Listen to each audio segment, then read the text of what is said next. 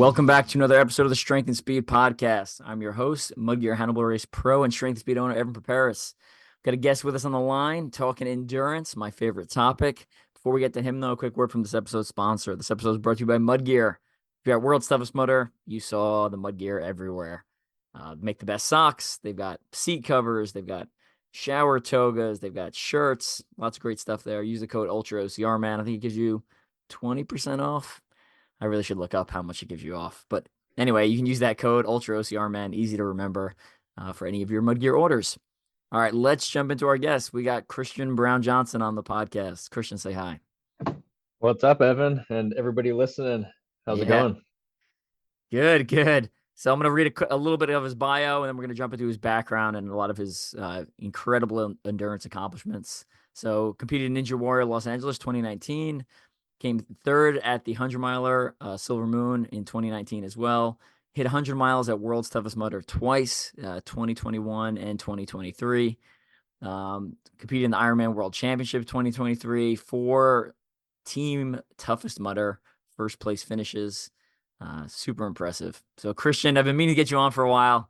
I've been getting really lazy about getting guests, but glad I could get your attention and get you on the podcast. Yeah, no, I really appreciate it, man. It's always fun, especially talking to a legend like yourself. Yeah, I'm excited for this. I'm just trying to keep up with you, man. I'm just trying to keep up with you. No, I think it's been the opposite way. I've been chasing you around the WTM course for like 9 years now. Have you been doing it that long? Yeah, I started, let's see, my first WTM. I was 20. So with the COVID year, we didn't have an event that year. I believe this year was my eighth. Oh, wow. No, let's see. Eight. Yeah, I believe it was my eighth or ninth WTM. I don't know. I've lost count, but I've done it every year since I was 20 years old.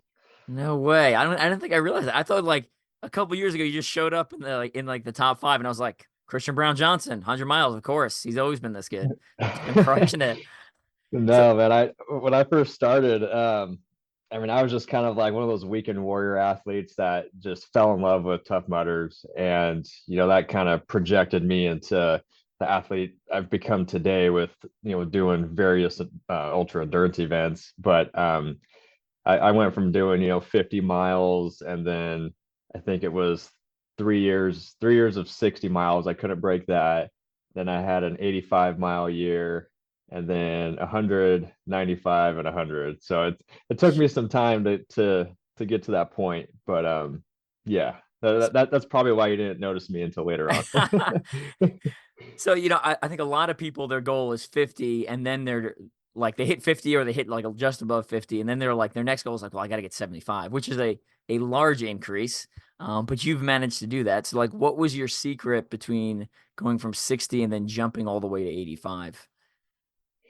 Just dedication, lots of specific training. I'd say those first 4 years or so, this event takes a lot of mental strength, just the grit to push through the pain. And I think at that time, I was letting a lot of the discomfort at the event really get to me, and just my body, long-term endurance wise, just wasn't there.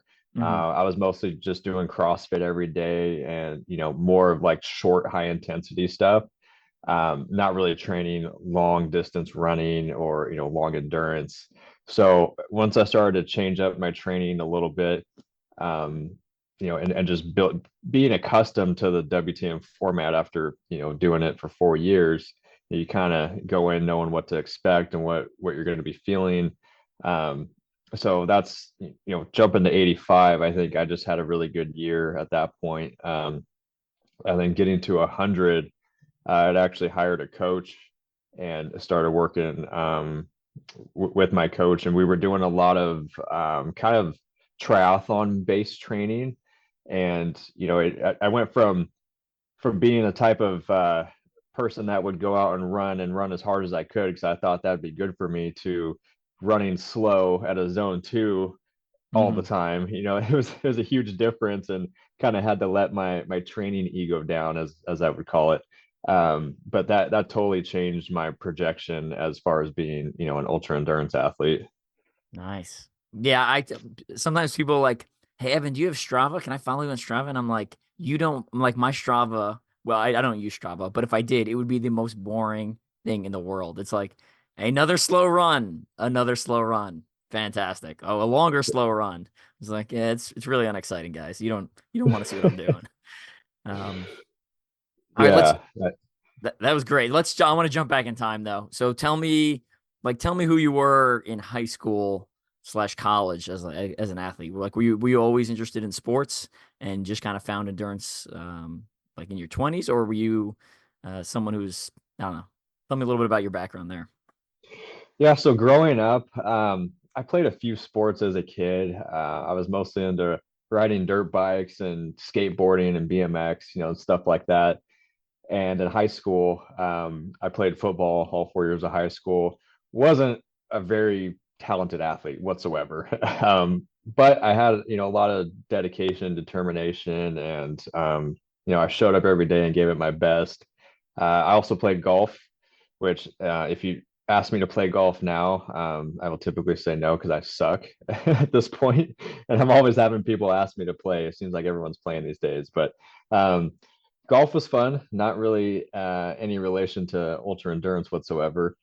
But after high school, going into college, I raced a little bit of motocross towards the end of high school and shortly after, and then really got heavy into CrossFit, and then that's when I did my first Tough Mudder in Tahoe. I think it was back in 2013, and then from there, I just fell in love with it and just took off. I mean, I was going all over the place doing as many events as I could every year. Didn't play any sports in college, just went and got my degree. And um, I had a lot of other hobbies at the same time. I was into rock crawling with, my Jeep Cherokee that I had all decked out and lifted and all that fun stuff. Um, but yeah, then I found a huge passion for the OCR world, and that's kind of where my athletic career, I would say, took off when I was about 18 years old. Gotcha. So you've been involved in the sport for a long. I mean, that's like you've essentially been from the beginning. Like 2013 is before the first OCR World Championships. It's like, I guess that's the third world's toughest mudder at that point, like the third Spartan World Championship. So it's basically the beginning of the sport. And, I feel like the average lifespan for an athlete, lifespan, right? Average time participating for an athlete in the sport is like 3 to 4 years. What's been the key, or what do you think has been, why have you been involved so long for like the last decade plus? I just love the challenge. I mean, to be honest, I feel like it's built me into the person I am today. At 21, shortly after college, I was working for um, a farm management company, and I left and just on a whim and started my own business and took off from there. And having it takes a lot of risk and just determination to step into that direction as far as career goes. And I think from being around the OCR community and doing all these tough mudder events and these hard things leading up to that, I was confident in myself that I could do that, right? I've done these extreme things, and I know I can just grit through it and make it happen. And I've just loved what the sport can build inside of you, just as a human being. And I always tell people that it's not just going out and running an OCR event. I mean, a regular Tough Mudder event is one thing, right? You can finish that in an hour and a half.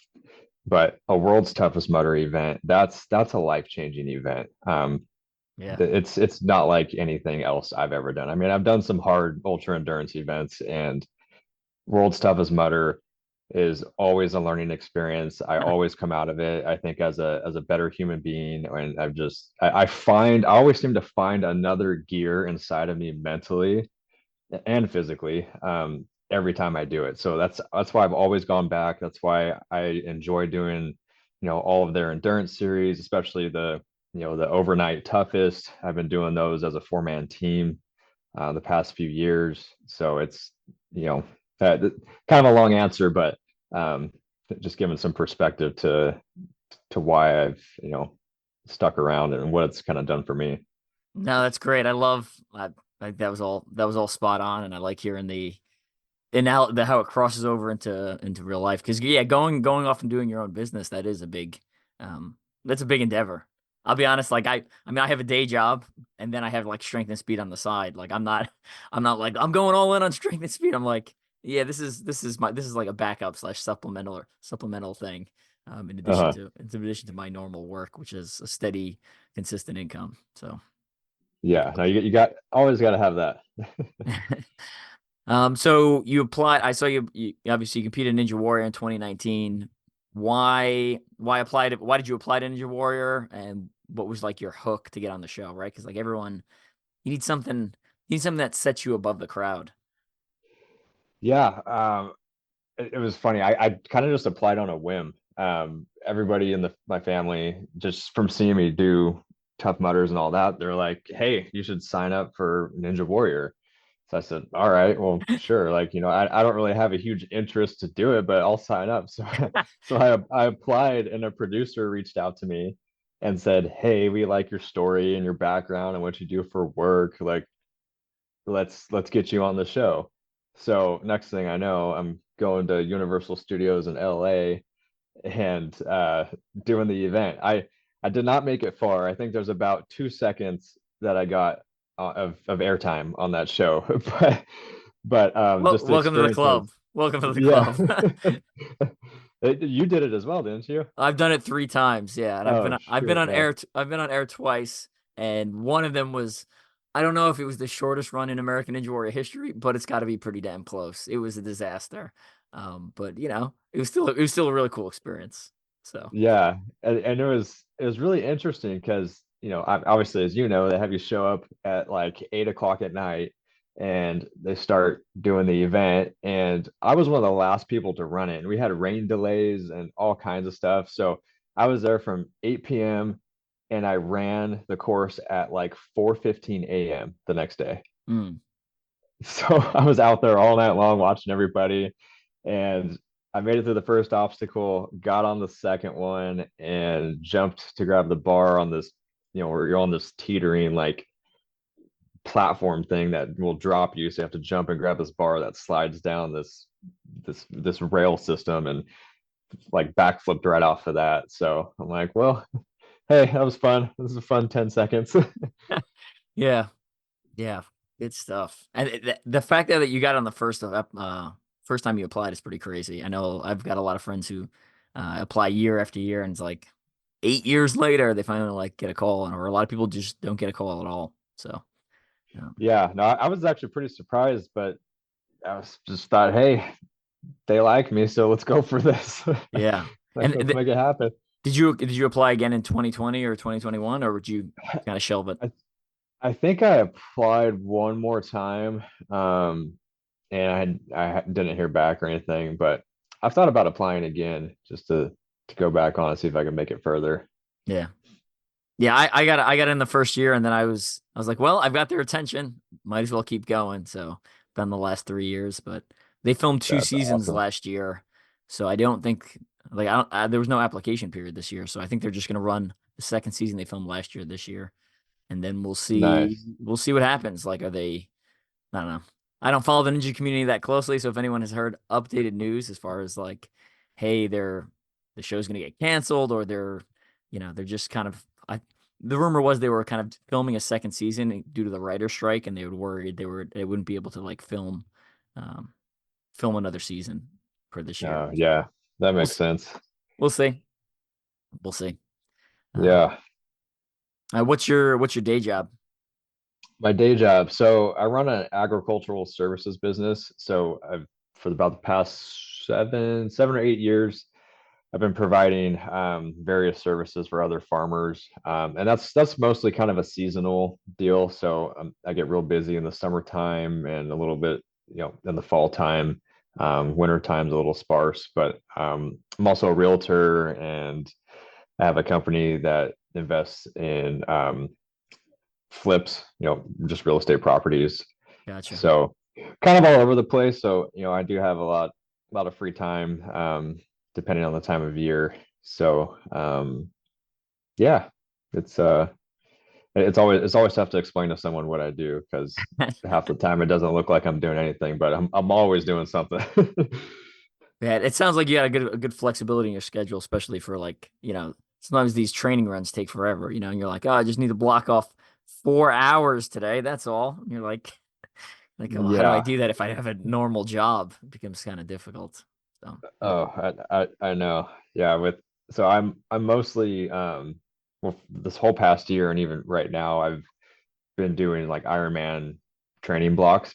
That's been like 95% of my training for about probably the last year and a half. Mm, So it's just like heavy weeks. I mean, anywhere from 16 to 22 hours a week of training. yeah. So I call that my second full-time job.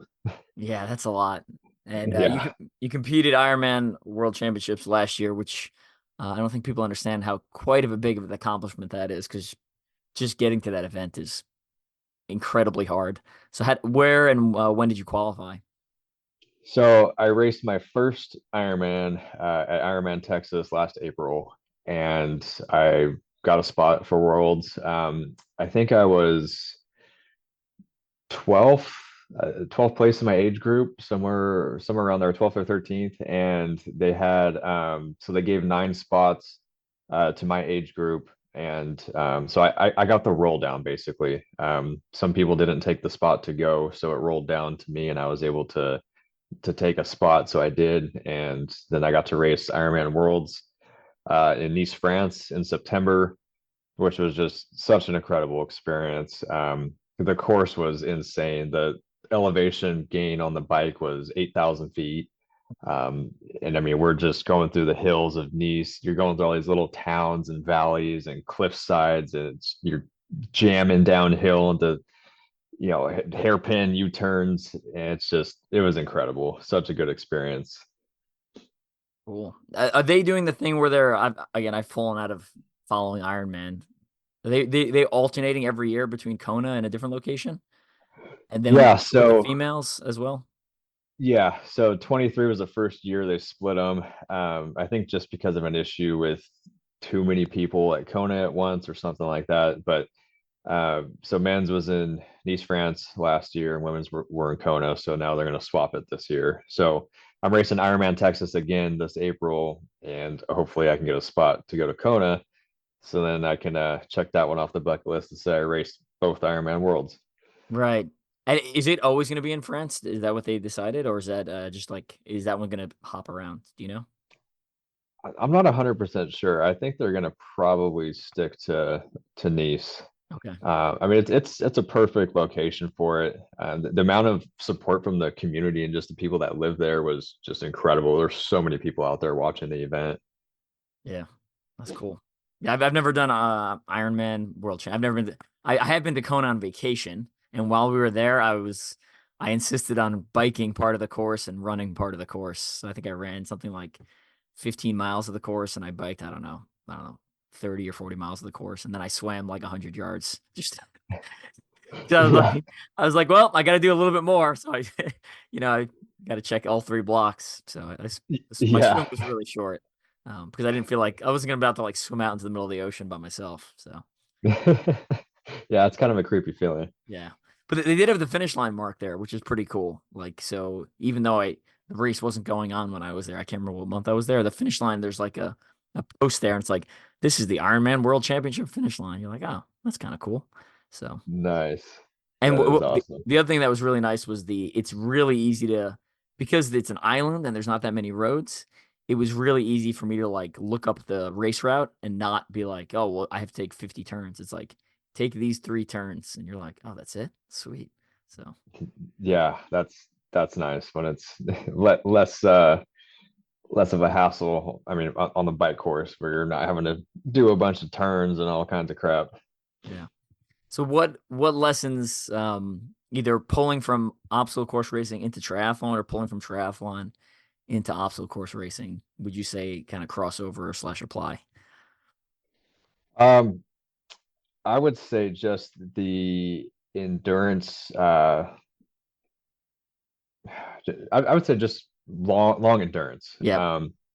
Not having so. like I kind of really put that to test this last year, right? Like my whole year was, like I said, basically Ironman training. I mean, I ventured off a little bit here and there to add in some more running, some more trail specific running, um, and just doing a little bit different weight training. But just the volume of training for an Ironman, on the legs between biking and running, and doing the mostly zone two training, and then your 20 to 30% a week of high intensity training on the legs, it transfers over very well to a worlds, I would say, from my personal experience. um Now worlds transferring over to like Ironman, I don't really know. I mean, I would say probably mindset.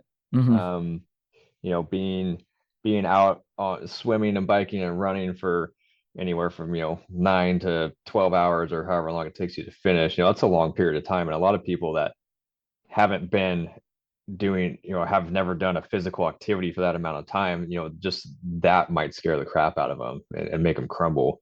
But having done 24 25-hour events where you're just pushing and thrashing yourself the whole time, like you mentally that build that up in your head to where oh, okay, 12 hours, that's going to be nothing. We got this.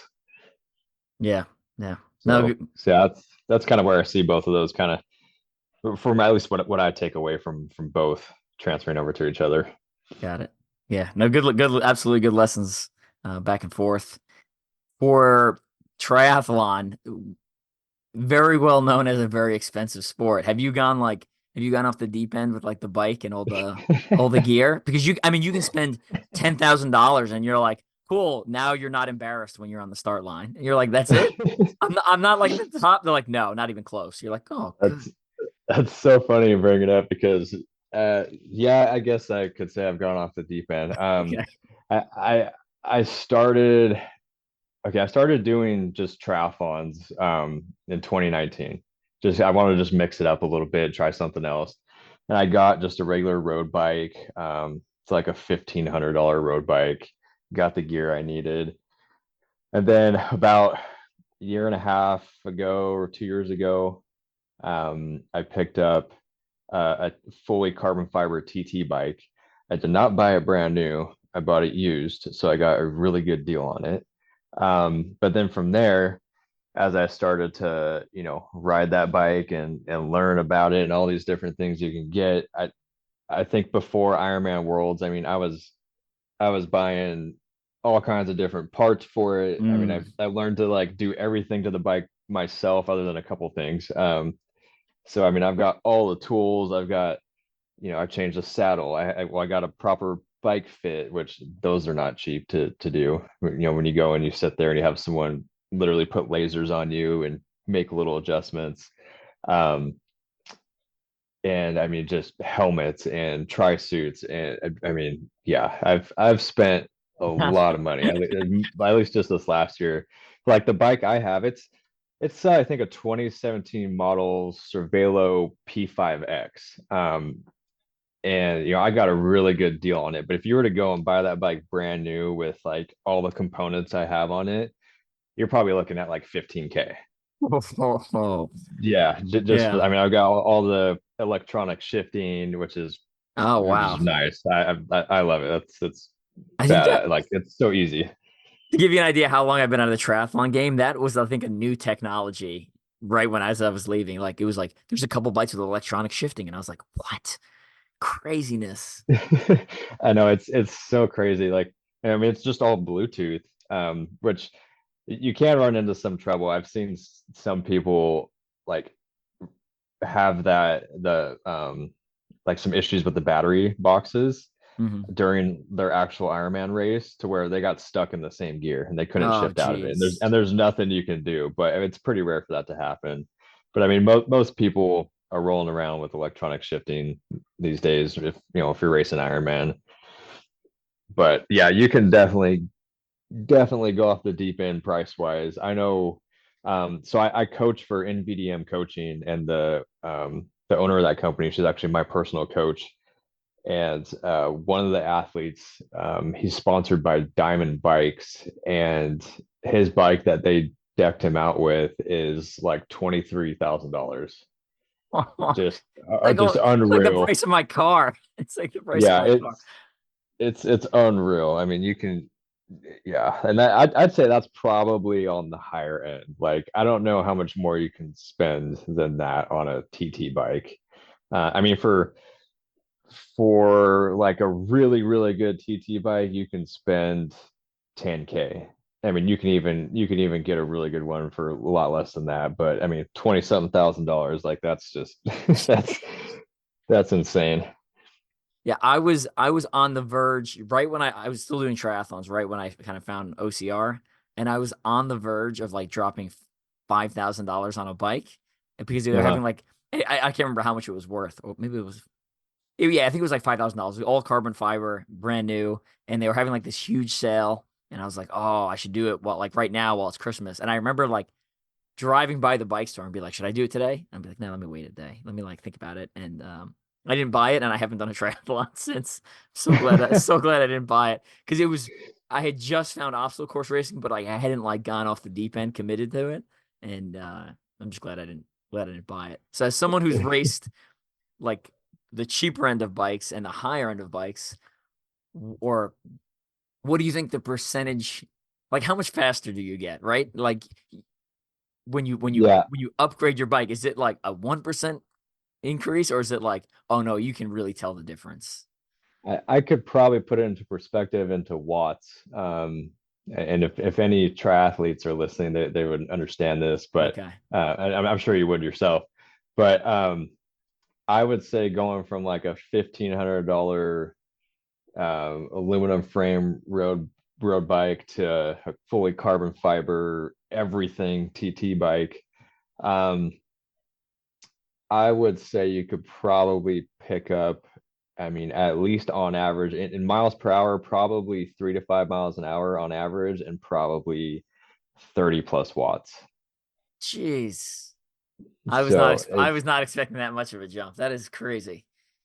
yeah, because I mean, just being in that aero position and just all the aerodynamics of the bike itself and the lightweight and everything, and if you do carbon fiber wheels and all that, it's just, yeah, you're just cutting right through the air. So it's a huge difference. But like you said, you can definitely go off the deep end and you start buying something here and there that's gonna be a little more Right. Yeah. aerodynamic and a little lighter. But oh, here's $1,000 and here's $1,000. Right. It's it's I remember crazy. the last triathlon I did. They're like, yeah, you can rent these wheels, these Aero wheels for, and it was like a couple $100 to rent them for the day. Oh, geez. And I was like, oh man. But buying the Yeah. wheels separately, I think it was like $1,000 per wheel. I think it was at the time, Oh, yeah. which is They probably they old. get pricey. That's probably bottom Uh, of the line Aero, and that's probably you can probably can't even buy wheels for that much anymore. So Yeah, I know I have the NV I think 6.5 carbon fiber wheels. I think for the wheel set, the price tag these days is like 2,500 bucks or 3 grand, somewhere around there, yeah, which is insane to think about. yeah. So let's say someone was getting into triathlon now. Um, at what point do you like? All right, you should start. Like a road bike is probably no good. You should probably start investing a little more money. And would you base it on like length of race, or maybe like certain qualifications? Just your opinion, just your 2 cents. I'm just kind of curious. Yeah, if you're going into the sport of triathlon, say you're just doing Olympics or sprints or super sprints, if you're going to have people that are going to show up out there with some legit like Ironman decked out bikes, right? But if you just want to go out there and have some fun and want to keep the sport cheap, I'd say just pick up a good road bike. You could always add aero bars onto that bike if you want to. You'll be in a little bit of a different position than you would be on a TT bike because you have more of a drop in the front on a TT bike. Um, but you can get away just fine with a road bike, and you can go all in on all your triathlon gear to start for, I'd say, 2,000 bucks. I actually that's exactly right. Because that's what I did when I first started doing triathlon. I set like a price. So I'm going to spend 2,000 bucks to get everything. Yeah. and I was able to do it for about 2 grand. Now, if you want to get really competitive, you can step up to getting a bike, in the $5,000-6,000 range, or if you want to be like top end bikes, anywhere from 10 to 15K. It just depends on what your goals are. I mean, if you Right. really want to Goals race and to be at the, budget and time commitment. yeah, Yeah, yeah. yeah. Like if I you're was going to be racing half Ironmans and full Ironmans, and you want to be very competitive and, qualify for worlds and stuff like that, like I'd say probably get into that higher end range, or at least, get yourself a carbon fiber TT bike. Gotcha. Have you done any non-Iron Man sponsored triathlons or like endurance ones? Or have you only done Ironman brand?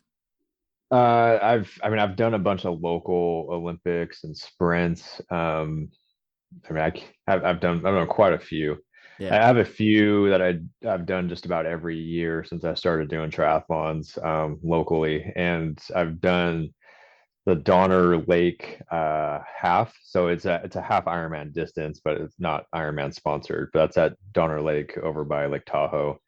Um, that one was really fun. Super super hilly. Really really beautiful swim, and the run was around the lake a couple times.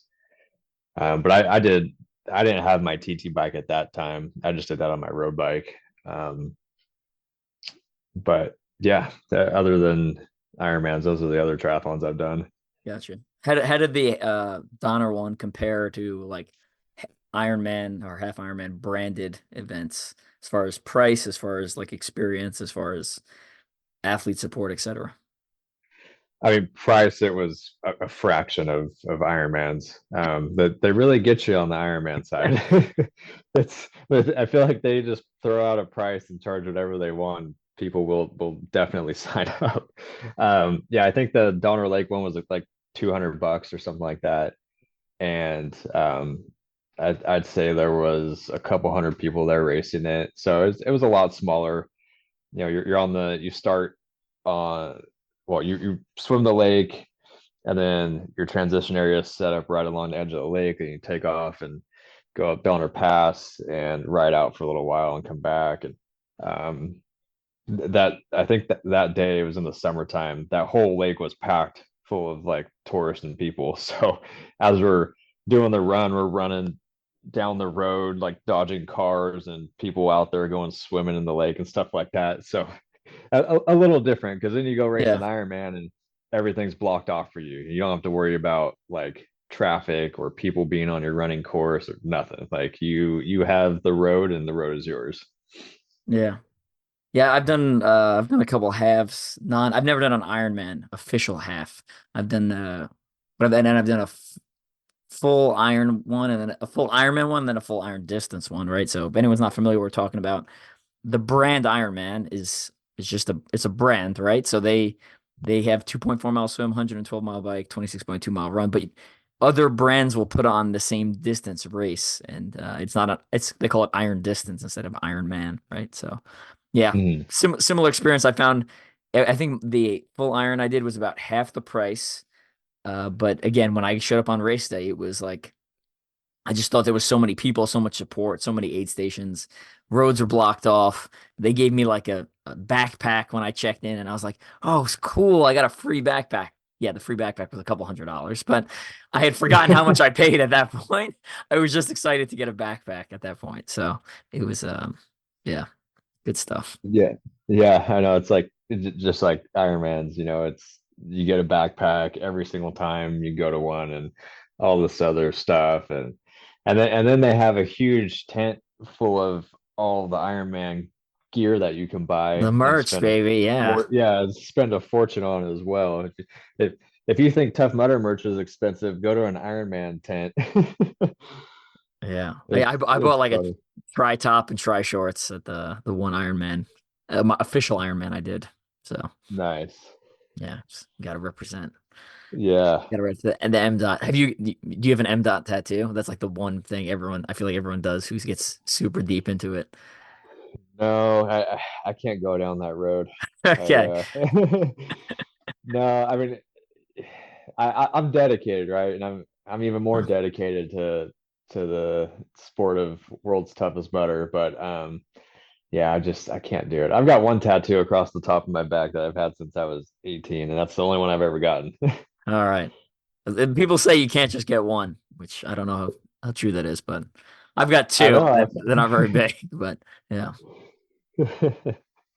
Yeah, I know. I've got some family members that just keep getting tattoos, and I'm just thinking, huh, you really put that on yourself? Like, I really? feel Like, the same way. what was the purpose? I mean, I know you're probably addicted to it, but just why? I think I overthink it too much for myself personally, and I just think, do I really want to look at that on myself forever? Yeah. You know? Yeah. So the Drift 101, I don't think I mentioned that in your bio. It was a winter sled pull ultra you did in 2021. Is that the same one Jake Cramsby did? Or was that a different one? Yes. So that guy, man, I'm so thankful he's one of my best friends. But being one of his best friends, you get suckered into doing some crazy stuff. Um, so yeah, I can give a little brief background on that one if you want me to. Yeah, yeah, please. Okay. So so he had done it, and I believe it was coming up to the next year of the event, and he said, "Hey, you should do this event. Like registration's open right now."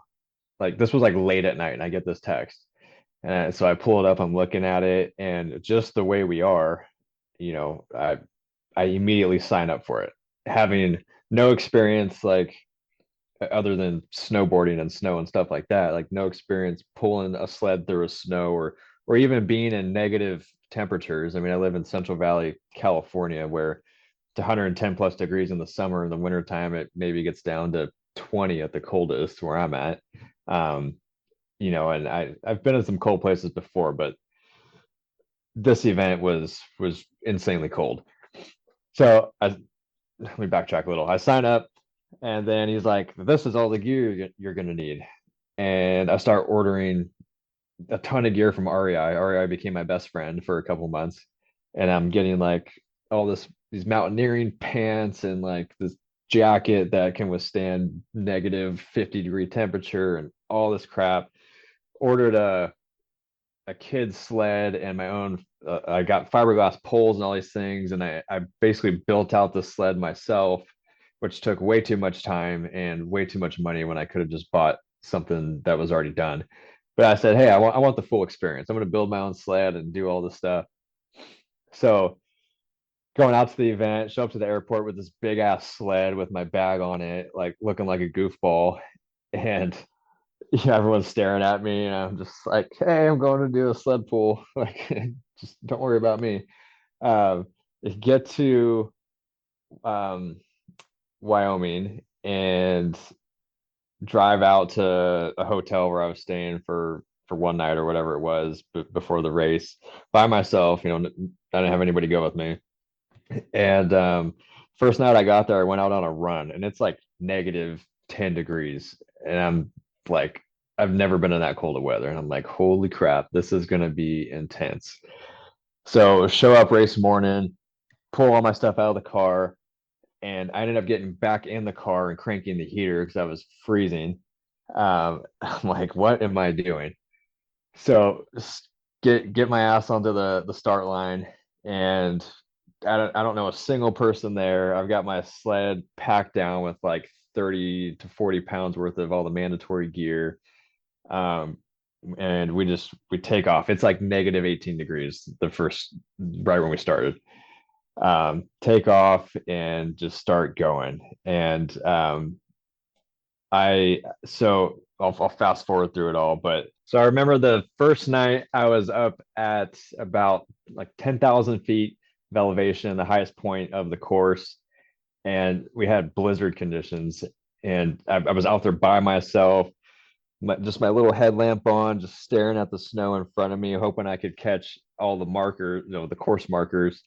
And the cool thing about this race was there was nobody out there to help you. So if you had to drop out, you had to try to reach someone or catch one of the snowmobilers coming by to tell them, "Hey, I'm ready to like I'm done. I need to quit." and then you had to pay him $200 to get you out of there. So yeah, That's so that was amazing. That's so that amazing. was I feel like we should start doing that at other races. Like, oh no, oh you pay $100 for us to take you off the course at Worlds. I know it. It just it keeps you honest with yourself. You're like, do I really want to spend another $200 on this race? So um yeah, so I kept just trucking along through this event, and they had these little cabins out in the middle of nowhere where there would be, it was like an aid station. You go in there and people just looked miserable and had a fire going. So, I'd stop at those real quick and get something. I kept moving along, moving along. Um, ended up getting in with a pack of guys towards the end of the event and kind of sticking with them. And everybody was hallucinating so bad. Nobody had slept. We're like 15, 20 miles out from finishing this thing. And I remember we kind of all got a little split up at one point. It starts dumping snow. And the guy I was with, he's from like Louisiana or something like that. He has a super thick accent, and he tells me, he's like, I'm gonna go ahead and start walking on home. And I looked at him, and I was totally like seeing stuff on the ground. I thought I was walking through water, like ocean water. Hmm. That's how messed up we were just from not sleeping and being awake for so long. And I had enough mental clarity in me still to tell him, hey, let's pull out our bivvies, let's just jump in them and wait out this little snowstorm for a little bit. So I get in mine, and I'm just sitting there for an hour, can't sleep, even though I'm just exhausted. And so once the snow, it stops snowing, we get up, and I get him going. I said, hey, I'm gonna take off and finish this thing. We're like 9 miles out. We had already come up on the end of the race time, so you had 48 hours to finish it, and we had already hit that point. So I thought, well, damn, like I'm not gonna be able to finish this. They're gonna come take me off course. But I said I'm gonna finish this thing regardless on my own 2 feet. So I take off. I think I had about 9 to 10 miles left, and a snowmobiler, one of the volunteers on the snowmobile, comes up. I said, hey man, I know I'm over time, I want to finish this thing. Like, what do we need to do? And he said, well, this year's been crazy. So many people have dropped out because of the snow conditions and everything, that if you finish today, you're a finisher. There's no time limit right now. Oh So I wow. said, sweet, let's get this thing done. And I just trek through. Remember I would take like 10 steps and then lean onto my poles and close my eyes for like 2 seconds and then get back up and then keep walking. And I kept doing that over and over and over. So I finished it at this, you come up to this tiny like little resort area with these cabins, and they have this little restaurant. And I walk inside and sit down, and it was like just all this like pressure on my shoulders just felt like it just lifted. And I'd been awake for over 60 hours, hadn't slept at all, just covered 101 miles through the snow, pulling this heavy ass sled that I had built. And um, I remember just sitting down, and I ordered a big ass steak, and someone bought me a drink, and I sat there and ate, and just I felt incredible. But yeah, those types of events, man. It's a whole nother world. You're in your head the whole time, and you're just walking and staring at snow for hours and hours and hours on end. So a little bit of a different experience. Yeah, wild. So did Jake do it after you or before you, or the same But year? he did it before me, and he's also done the Arrowhead 135, and then a little over a year ago we did the Tuscobia 160. So he went into that with a little bit of a foot injury. And Tuscobia, I mean, you don't have to take much with you. So the rules are you're following this old rail trail along all these towns, and you can go off course and go into a restaurant, into gas. You can go get whatever you need. Basically, there's no Hmm. like strict rules on that. So we did that one. We ended up just doing half of it. So it's 80 miles out, and there's like a checkpoint, and then 80 miles back. his foot was acting up, and we wanted to stick together on it, and he's like, I'm not going to risk this, and we made the decision just to stop at the halfway point and finish it at 80 miles. But that was an incredible event as well. That was a little bit daunting because you it's like all these straightaways, and you just look down as far as you can see, and it's just a straight path with Yeah. trees on your left and right hand side. And you might come up to a corner where you turn right or left, and then it's like miles of just straight. And just like, oh my gosh, how much more of this do we have? But yeah, that was a good event as well. He was supposed to do the ITI 350 this last year. That I did a 350 miler on a foot pulling sled. And after that event, just knowing, where his foot was and stuff like that, he decided to back out of that one. But I'm like, dude, you're gonna go put yourself through 350 miles of walking through snow in Alaska. Like that's crazy. But people do that for 1,000 miles. I mean, if you look up the ITI 1000 on foot, it takes an average of like 30 days for people to finish that. Wow. Wow. Yeah, and you can do it fully unsupported, or I think like semi-supported, whatever they call it. But yeah, I can't imagine being out in the snow for 30 something days pulling a sled. I mean, that's a whole different ball game. It's like don't you need to work at some point? Like that's just hard. Yeah. It would be hard to get a take off for that amount of time and not be like, Oh, I know. like Just life is still going on for 30 days. So you need to like things have to still be taken care of and like your real life part of your job slash life. yeah. Yeah, Um, exactly. I paced Billy Richards when he was going for like the 100 most 100 miles in a year world record. And we one of the 100 mile I paced him on was like a rail trail one, and it Uh-huh. so it wasn't in the snow. It was, the weather was nice, but it was that straight line, trees on both sides, and it got even just nice weather.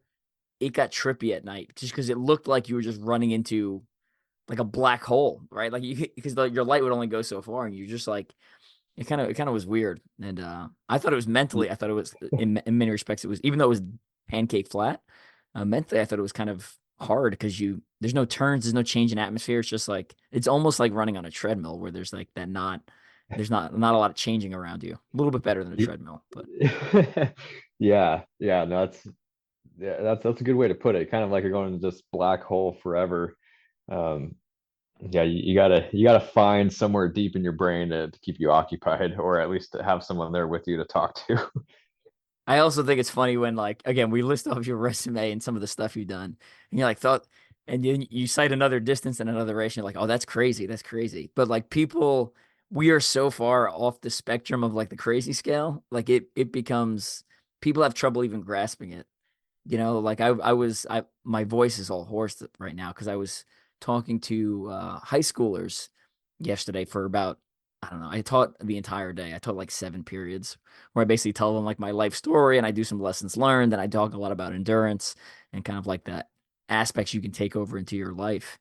And when I'm like, yeah, like I'm okay at like shorter OCRs, like 10 miles and less, but like where I really get good is like 5 hours and up into like the 24-hour range. And they were like, you can run for 5 hours? And it's like, well, it's just like it's really not a big deal. They're like, you can run for 12 hours? Like, yeah, well, that's not a big deal either. And they're like, what is happening right now? It's like, oh, listen, my friends also do crazy stuff. And like the guys I know, we'll be, like you start talking to Jake or one of the other guys from World Toughest, and you're like, yeah, I'm gonna do a 100 miler, next week, and people are like, oh, cool, and no one thinks twice about it. It's just like something people do. It's like yeah, I gotta go to the Home Depot next weekend. It's like, oh, I'm gonna run a 100 mile. Like, oh, cool, Yeah. next topic. It's just like That's why I love this community, because it's so normal to us, and everybody else I talk to outside of this can't comprehend it at all. And I always tell people, I'm like, just sign up for something like this. Just yeah, do it. And everyone's like, I'm not fit enough. I'm not this, I'm not that. I'm like, I see all kinds of shapes and sizes and Ye- athletic conditions of people at a world's toughest mudder. And you don't have to run 100 miles, but if you can just put yourself out there for 24 hours, just moving, you're pretty badass, and you're going to learn a lot about yourself. Yeah, absolutely. There comes a point, I feel like in endurance racing where it almost becomes embarrassing to tell people like the things you have planned because they're like, because it requires so much explanation about like training and how far and like what else you do. like, wait, how far are you running? Like, don't you have things to do? It's like, oh, I do, but I prioritize things, and it's like it's just not worth it. It's like, yeah, I'm an endurance athlete. Period. Yeah, Period. exactly. So I think it's really cool that you talk to high schools. That's awesome. yeah. Like, what got you into that? So the military's recruiting is not good right now. So one of the things we're doing, so if anyone follows my social media, I'm in charge of First Infantry Division's combatives program, so essentially soldiers fighting. So the last couple days we went and we visited one Brazilian Jiu-Jitsu gym and three two or three high schools and like basically taught them some jujitsu wrestling type thing to kind of like show like, hey, soldiers are real people. We have a real job. We're not all idiots. Like most of my staff has master's degrees. For a fight house, you would think the conversations we have are fairly high level. Like, I mean, we're talking about like geopolitics and like, you know, economics and also or psychology and stuff like that. Anyway, essentially part of a recruiting effort. So we go and train slash work with wrestlers and just kind of um, build rapport and teach them some moves. And then also we're like, what are you doing after high school? If you're interested in the military, there's a lot of great opportunities. If you're not interested in the military, who cares? We had fun today. Um, and then we also, because of my sister and my mom were both teachers, and I had gone and told them like about my experiences in Iraq. I basically used that very similar format. And yesterday, I basically told them about essentially my life story for you know high school, college, military, and then endurance. And then I pull like 5 lessons learned for them to take away. So just kind of something I kind of fell into, and it's cool. Telling my life story 7 times in a single day was a little bit much. By the second time, like I'm incredibly bored with myself. But it was cool. It's also kind of they had a really good. The group we went to see was a really good group. It was a JROTC group, and at some schools, the JROTC is very like kids just want an easy A, and they have no interest in the military. The school we went to, a lot of them were like, "Yeah, I'm seriously considering a career in the military, or at least doing a term of service." And they seemed like really good kids, so it was a cool experience.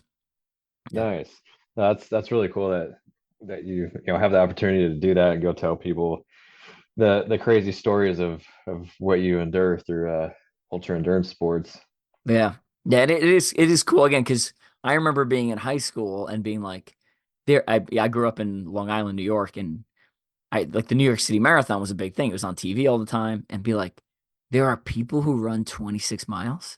That's physically impossible. Like you can't do that. The human body's not meant to run 26 miles. And I'm up there. I'm like, yeah, who did the 24-hour championship? I usually run around 90 miles, and people are like, you run 90 miles? I'm like, yeah, well, with obstacles and there's mud and water, and I have to wear a wetsuit so I don't die of hypothermia. I'm like, what? Like, when do you Yeah. pee? When do you pee? Well, I just pee my pants. You pee your pants? I'm like, yeah, it's not a big deal. Like, do you want to win or do you want clean legs? I don't know. Um, Yeah, it's like mind melting at that point. yeah, it becomes, yeah, I'm shattering their worldview on like but like, what's cool is that, who knows what these kids will do in the future, but I think it's cool that you get some exposure to that and you're like, there's just so much possibility on like what you can do and like how far you can go. And if you commit yourself to something and you practice, right, you can do things that were physically impossible a couple years ago. Like you're operating on like a different planet in a couple years with like persistent effort. So Yeah, 100%. I mean, I've seen that happen through from my first worlds to yeah, now when I finished 50 miles in my first worlds and watched Atkins do 100, and I literally remember telling myself, I don't understand how that's humanly possible. And yeah, I literally was like, I can never do this. Like that is unreal. Because I felt wrecked and like just destroyed after 50 miles and miserable. And I just kept persisting, and year after year, just kept growing. And then here I am, a two-time 100-mile finisher. I'm like, okay, now I understand how you can Yeah. do it.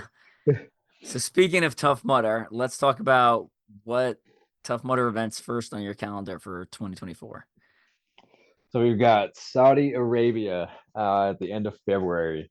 You're going to that one too, aren't you? I'm planning on. I just got to get approval. The Army does not like me traveling to the Middle East for funsies, so I just got to get some things signed off. So as of now, Yeah. yes, I'm going. Okay, awesome. Yeah, so I'm going to race as a four-man team with Elliot Reeve, Jake Ransby, and Scotty Campbell. Nice, strong team. Scotty is, yeah, yeah. So we brought Scotty on.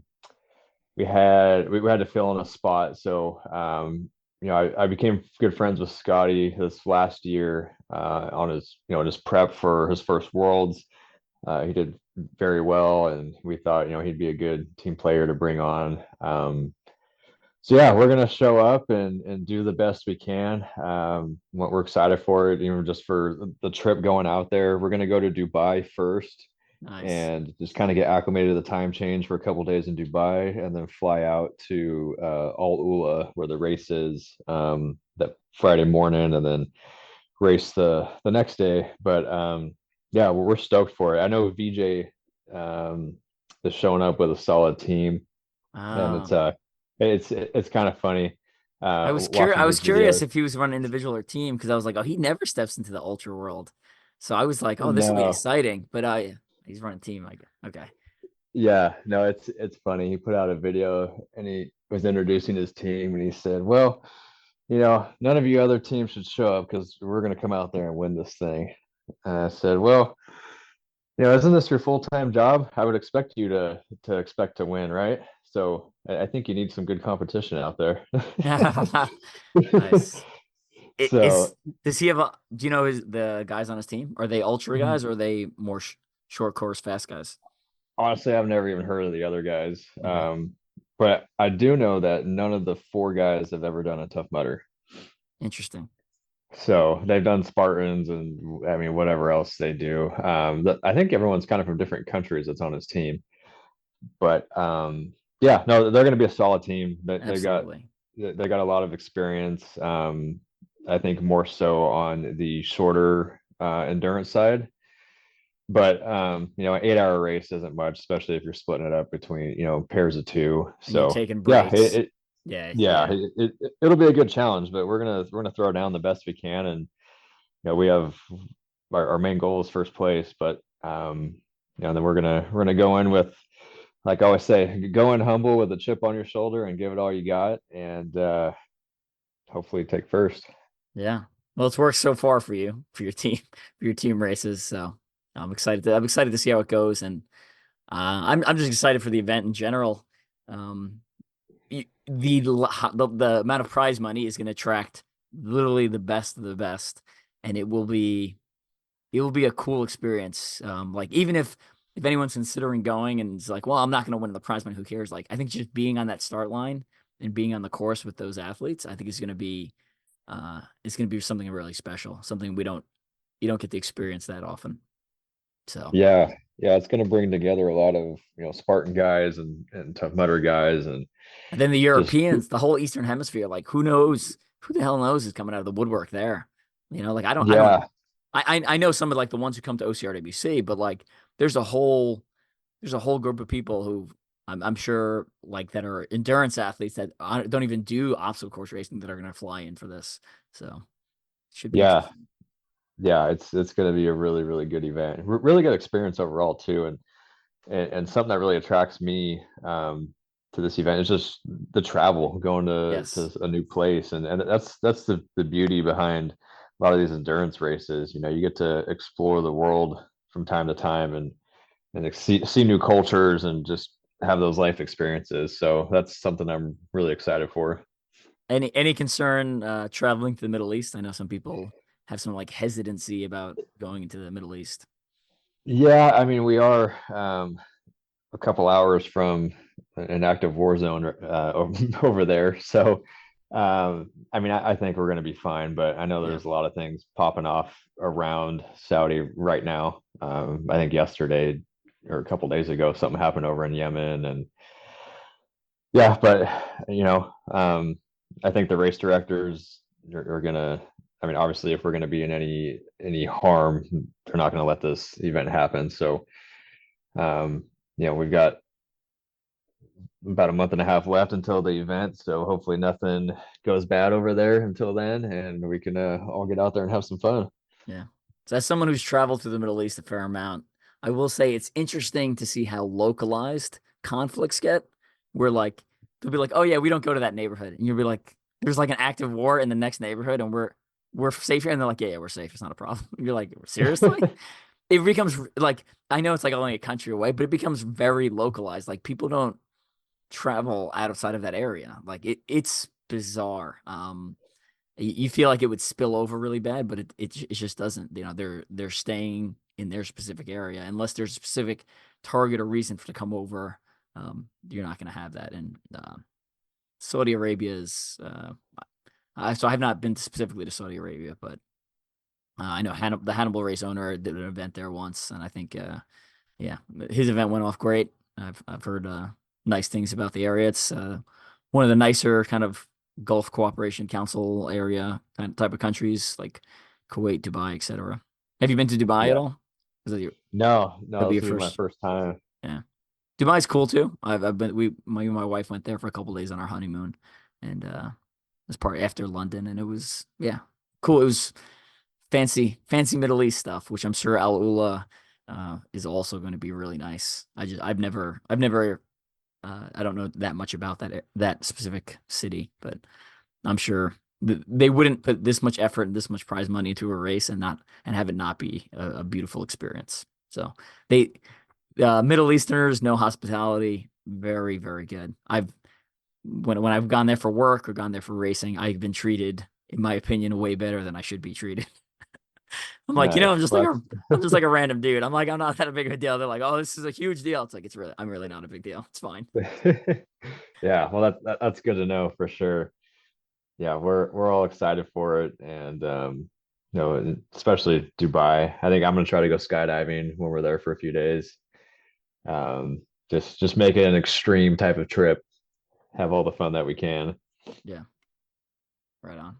So Yeah. what else you have before we close out the podcast? What else you got coming up in 2024? So I've got Saudi Arabia, and then I've got Ironman Texas in April. Um, Probably got a few local triathlons I'm gonna do, and then we're planning on doing one of the toughest motor events as a team. Then, pending on how Ironman Texas goes, if I qualify for Kona, I'll be going to Kona in October, and then racing World's Toughest in November.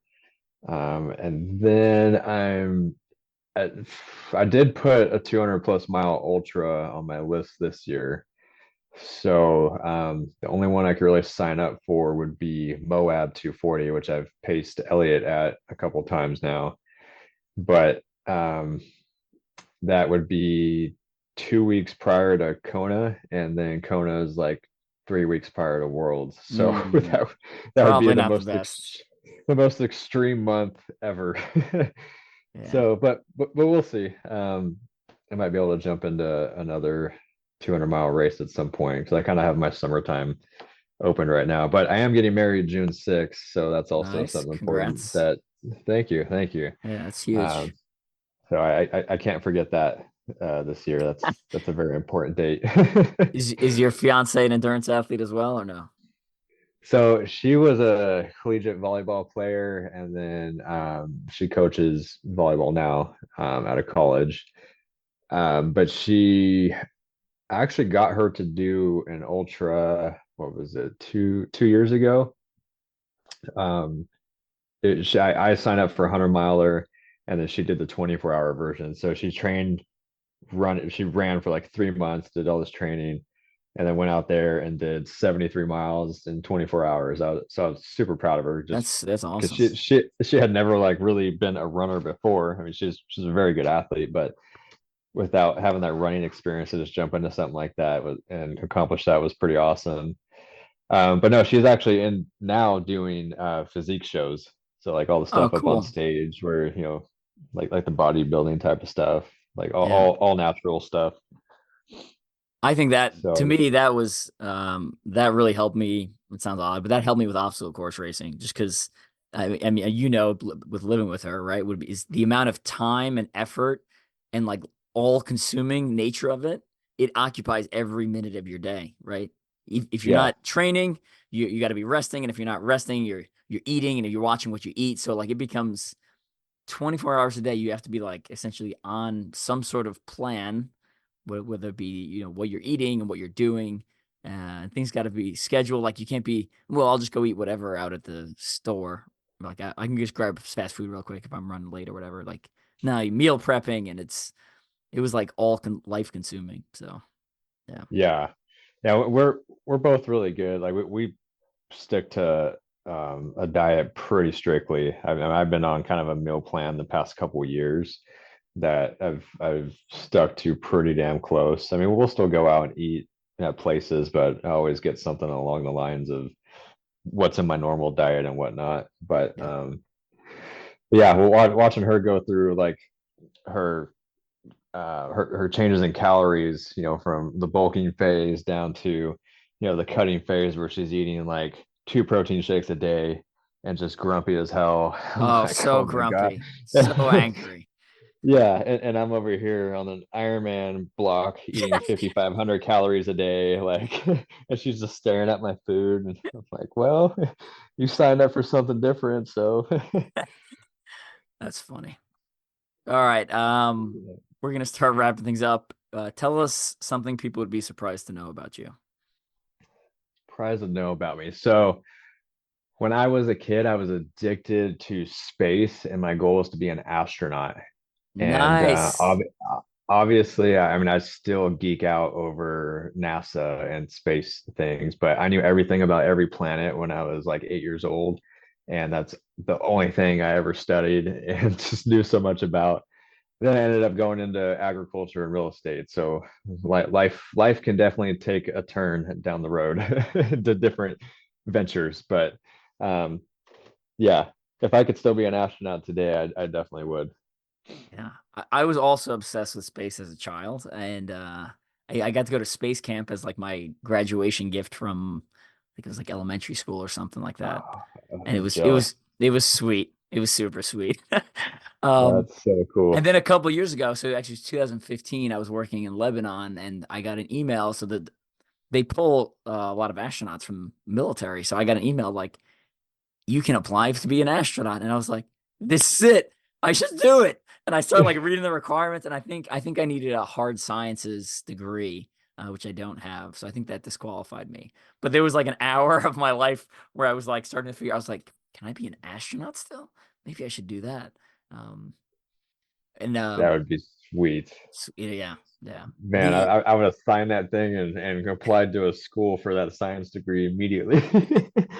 Because it's the so hard to like become an astronaut if you're not in the military. I mean, just the schooling and I think you have to get your pilot's license regardless, like have flight hours and stuff like that. I don't even know. I don't even know the requirements. Okay. But we were talking. I was talking about with one of my coworkers yesterday about like I think we're removed from time far enough, like with us landing on the moon, that it's like, oh yeah, of course we went to the moon and landed on the moon. But like when you go back in time, it is the most it is the most crazy thing I think the human race has ever done. It is so absurd because um I was at the National Air and Space Museum a couple years ago, and they were talking about like one of the missions that predated Apollo, for unmanned like drones essentially landing on the moon, like the Ranger program. And Mhm. like they're going through like they're talking about the history of the Ranger program. They're like, yeah, well, like 50% of the unmanned things hit the moon. And I was like, 50%. So we were at 50%, and someone's like, I think those odds are pretty good. Let's start throwing humans at it. And you're like, Yeah. what? We're gonna 50%, we're gonna start throwing humans. And the plan was like, cool, we're gonna build this, I'm gonna build this skyscraper made out of explosives, called a rocket, and I'm gonna put a couple of humans at the top, and we're just gonna shoot you at the moon, which is moving. Also, the Earth is moving. Also, we don't have computers. So we're doing a lot of the calculations by hand, and it's like the craziest thing. I just when you really start thinking about it and like how much complexity goes like getting to the moon, landing, putting a something down on the surface, shooting it back up, reconnecting, and then sending it back, it's complete lunacy. So Yeah, it's so ballsy. Like it's incredible. it's like just yeah, the amount of risk and calculations that had to be on point to make that happen is just unbelievable. I mean, obviously what we can do nowadays with technology is, and we could easily go back and land there. But yeah, back in what was it, 1965 when we landed on the moon or 69, 60? 69, I think it was. Okay, yeah. I mean, yeah, like I'm surprised we could even put humans out in space in a spaceship that was sealed properly to withstand all those conditions. Yeah. It's crazy. You ever see there's a picture of the Wright brothers' first flight and the picture of Neil Armstrong standing on the moon. And it's like, these pictures are separated by less than 70 years. And you're like, what? It's like that is Yeah. insane.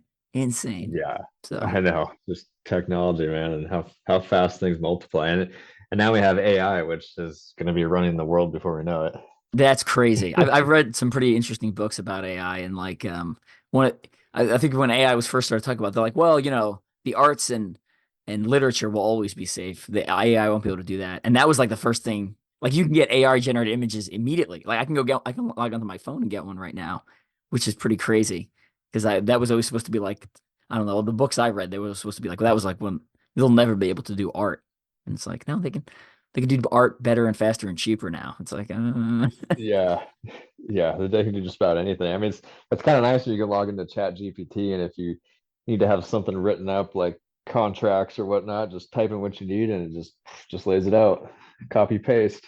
that's crazy. That's crazy. So Yeah. I still write everything by hand. I don't use Chat GPT in case anyone's curious. Well, Old school. if you ever need to, like a bill of sale, for example, like it's easy. Just type in bill of sale for this vehicle and boom, lays it out for you. No way. Huh. Yeah. Interesting. I just blew your mind. Yeah. All right, we're gonna get going. Any final shout outs you want to give, friends, family, sponsors, etc. I want to give you a shout out.